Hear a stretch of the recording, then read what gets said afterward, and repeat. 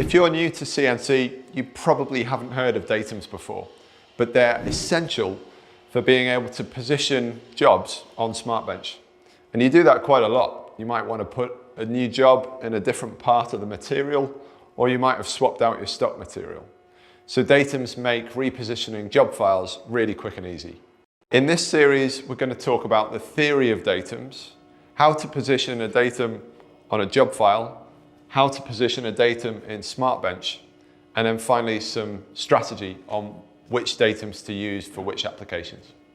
Let's start by talking about what a datum actually is.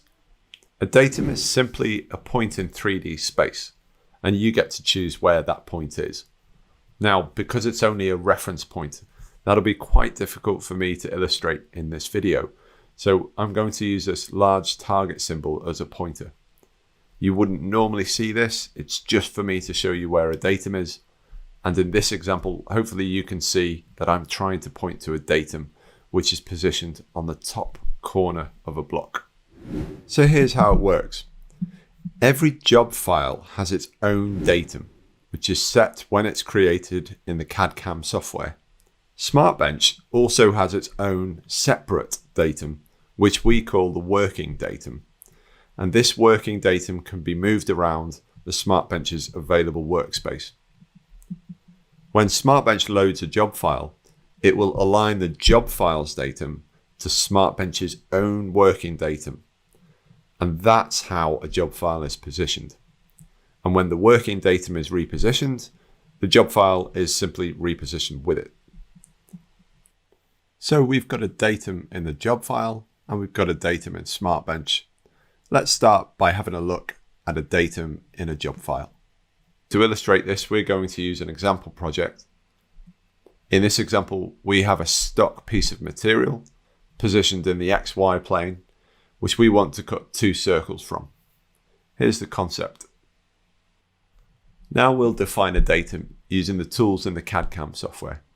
In this example, we'll position our datum to be at the bottom left corner of the stock material on the top surface. Once the datum has been set and the project has been fully defined, we'll export the job into a file. Now let's have a look at SmartBench's working datum. Here the yellow box represents SmartBench's working volume or workspace. SmartBench can set its working datum anywhere within this workspace. SmartBench sets its working datum in 2 stages. Firstly in the XY plane and then in the Z axis. Looking at the XY plane, we can see that when a job file is loaded, SmartBench positions the job file to align the job file datum with SmartBench's working datum. SmartBench's working datum can now move anywhere within the workspace and the job file will follow.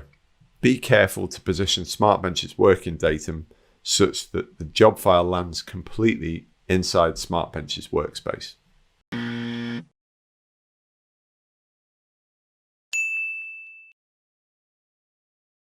Let's have a look at SmartBench's working datum in the Z-axis now. Looking at the end view of SmartBench, we can see the height of SmartBench's potential workspace and the height position of SmartBench's working datum. We can see how when the job file is loaded, SmartBench again positions the job file to align the job file's datum with SmartBench's working datum. Now I can position my job file to be high enough to include the thickness of a spoil board, or put the job file directly on the machine bed. But again, being careful not to position my working datum such that the job file would cut outside SmartBench's workspace.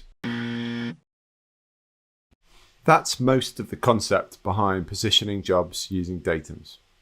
There are a few extra bits you should know. You can reposition SmartBench's working datum as many times as you like until your job file is positioned in the right place. However, datums within the exported job files cannot be changed. These remain fixed and can only be changed by going back into the CAD/CAM software, redefining and re-exporting. Note that you cannot rotate the job file on SmartBench, so you have to design it along the axes which SmartBench uses specifically the XY axes. The X-axis of the job will be parallel to the beam and the Y-axis will be parallel to the bench. And finally, Datums gets saved, so your setup won't get lost between power cycles. The job file Datums will live safely in the job files, and SmartBench saves its working datum in the Z-head electronics. So let's try to create our example project in some real-world CAD/CAM software. We'll use Vectric, and in this video we'll focus solely on defining our datums. We'll create a new file and immediately get presented with job setup, which is where we define our datums. In the XY plane, we get a choice of any four corners of the job or the center of the job. In our case, we want bottom left. And then for the Z-axis datum, we get a choice between the machine bed, which is the bottom surface of the material, or the material surface, which is the top surface of the stock. You'll have seen as we've set the X, Y, and Z datums that we've had different options available to us, and each one of these options comes with its own pros and cons. We'll go through these pros and cons at the end of the video, but for now, let's agree to these settings and see what our datums will look like in our job file. Now let's set our job size in X and Y to reflect the area of our stock. It's important to remember that we can't rotate our job file's axes on SmartBench. So the orientation that we set here is the orientation it will get cut on SmartBench. The X-axis runs along the beam and the Y-axis will run along the bench. Finally, we set the thickness of our stock material, which will always be in the Z-axis, before clicking OK to save our settings for our job setup. Our white space now reflects our stock size, and you'll notice that where we set our XY datum in the bottom left-hand corner, that the rulers now have a 0 value at that location. That reflects our datum position in the XY. And to illustrate this, if we changed our XY datum to be in the center of the stock, we would see that our rulers change accordingly so that the 0 positions again line up with our datum. And you'll notice some crosshairs which help as a useful indicator.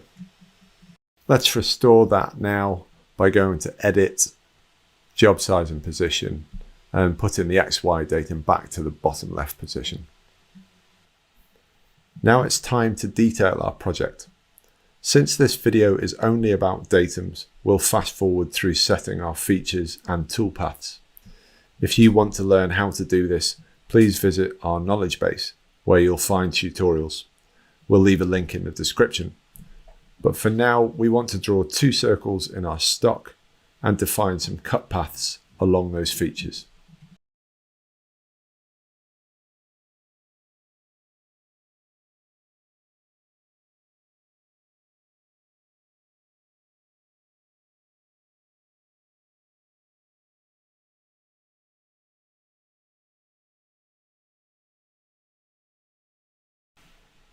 If we look at the 3D model, we can now clearly see our toolpaths. And if we edit our job setup, we can clearly see that these toolpaths are originating from our job file datum, which is on the top surface at the bottom left corner of our stock.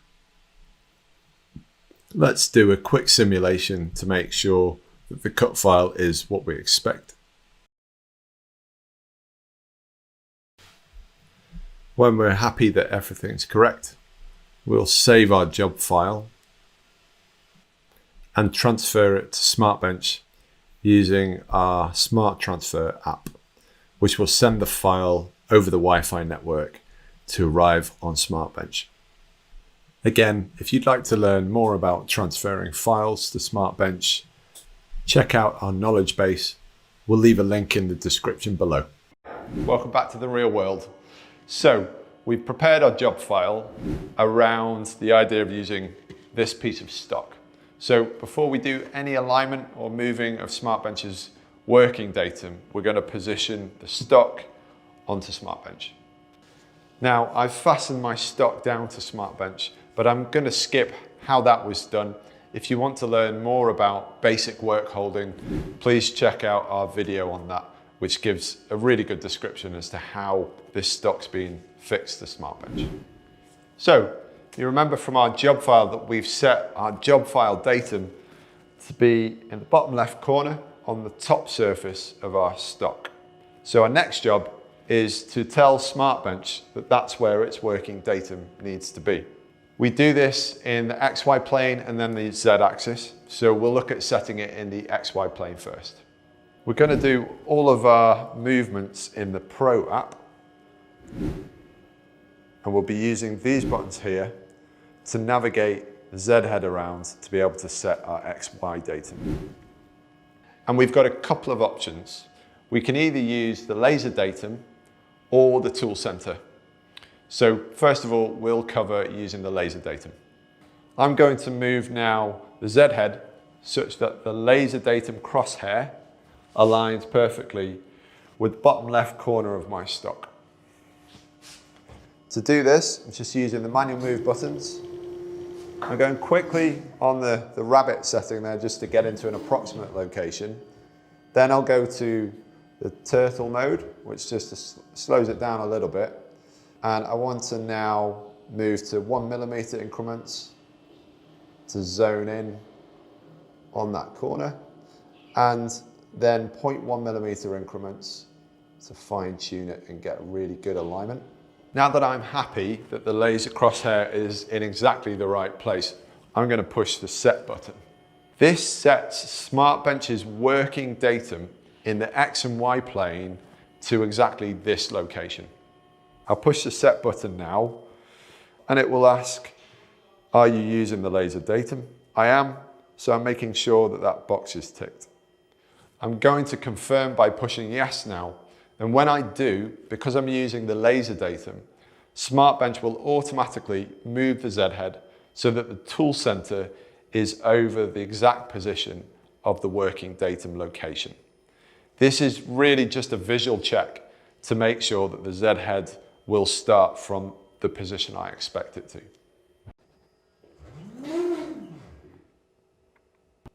So I've set the working datum in the XY plane.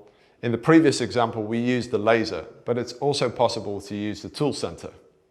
We're going to go and do this now by quickly manually moving the tool center to the location. To do this, we'll move the Z head around again, but because we need to see the tool while we're setting, we're going to drop the spindle down by lowering the Z axis until we can see the location of the tool. And then it's a bit easier to navigate that tool center to our desired location. When we're happy with the position, then we go ahead and press set again, but this time we uncheck the laser datum box before hitting yes. You'll notice that the Z head doesn't move, but that's because the tool center is already in the correct location. And another note, and this is really a bit advanced, but we've only talked about setting X and Y simultaneously, and it is possible to set X individually and Y individually.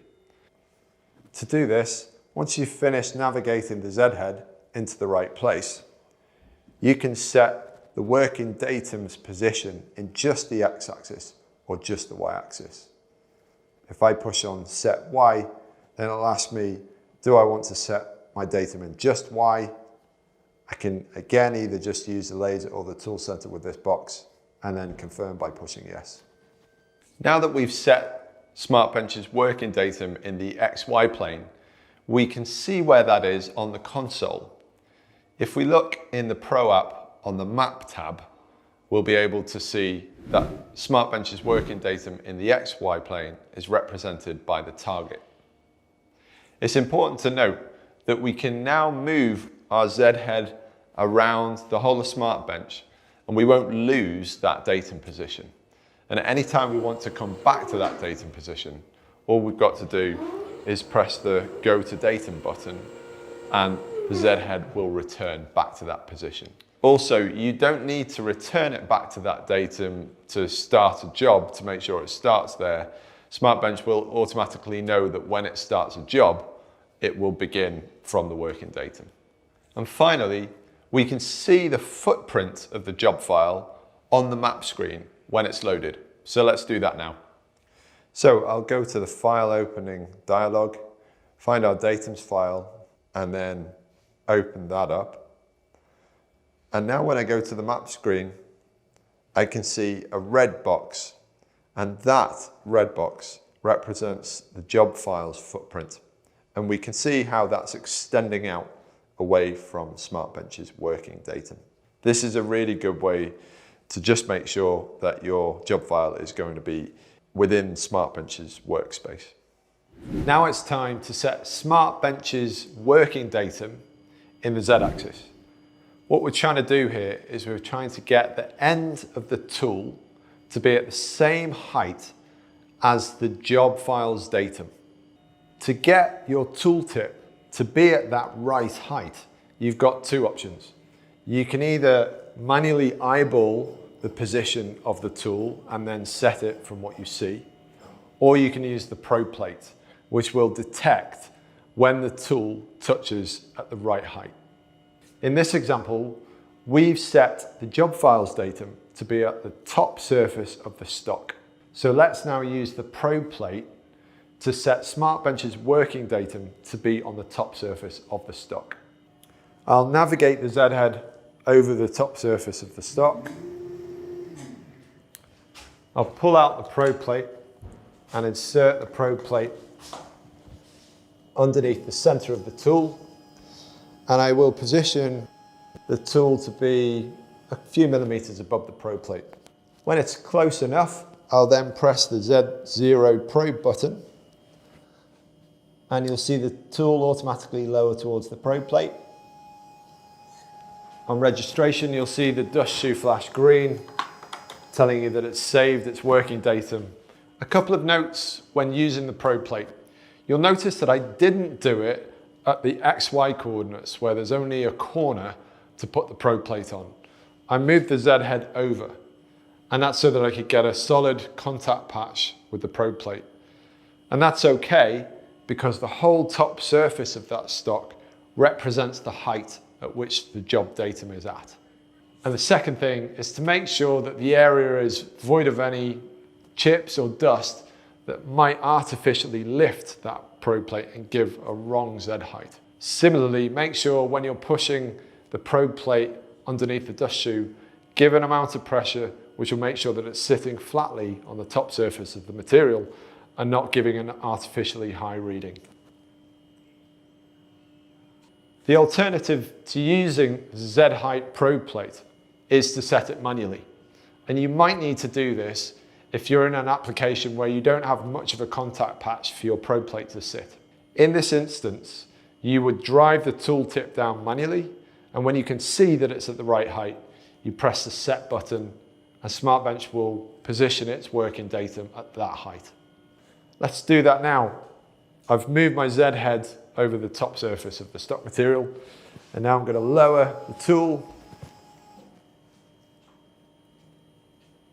As I get closer to the top surface, I'm going to move to 0.1 millimeter increments. And just watch until that tool just kisses the top surface of the material. When I'm happy that's the case, I'll then just push the set button. And that means that SmartBench will have set its working datum to that height. Now we've set our Z-axis, it's the same behavior as with the XY. We can still move our Z-axis around, and SmartBench will remember where the working datum is. So it can return back to that datum at any time, and the axis can be in any position before we start the job. SmartBench will still return to that working datum before it starts the job. In the manual move screen, if you want to return to SmartBench's working datum in the Z-axis, all you've got to do is push the Go to Z0 button. Just like with the XY datum, we can visually see how the job's going to look in the Z-axis by looking at the screen.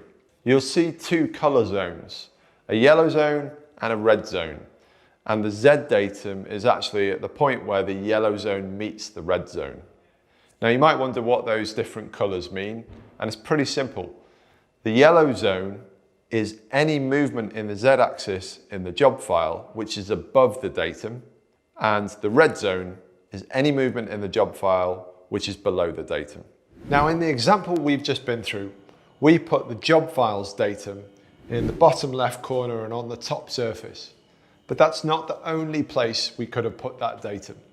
So let's just have a look at some of the different options that we've got available to us and some of those pros and cons. The bottom left corner that we used is actually a very common datum point, and it's useful because it's close to our home position, but also that we can get a good visual representation as to what the total footprint of the job file will be. One downside with it though is if you're into precision work, you need to make sure that this corner is sharp so that it gives you a nice reference point to datum from. Alternatively, you could put the job file datum in the center of the stock, and that can be useful if you're cutting a sign where you want that detail to be symmetrical to the stock that you have available. Similarly, it can also be useful if you don't actually have a corner to reference on. It just depends on the stock that you're cutting from. Now let's look at the options in the z-axis. So you've got two options when setting the datum in the z-axis for your job file datum, either the top of the stock or the bottom of the stock.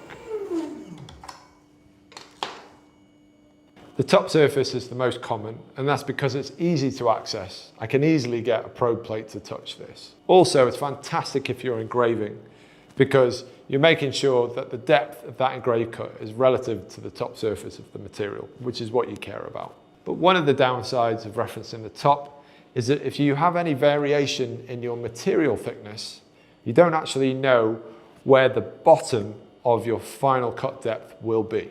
And so for that reason, if you need to be super accurate in your final cutting depth, it's best to reference the bottom of your stock. The main reason though that that's not popular is because it's just a bit more difficult to access. So it's horses for courses, and really you need to pick whatever is best for your application. So that's datums. If you're new to CNC, it's quite a lot to take in, but as you start using them, you'll quickly see how fast and efficient they are at setting your jobs up and getting things in the right place. And you'll start to understand why the whole of the CNC technology relies on datum technology. Thanks a lot for watching. I hope it's been useful. We'll see you in the next one.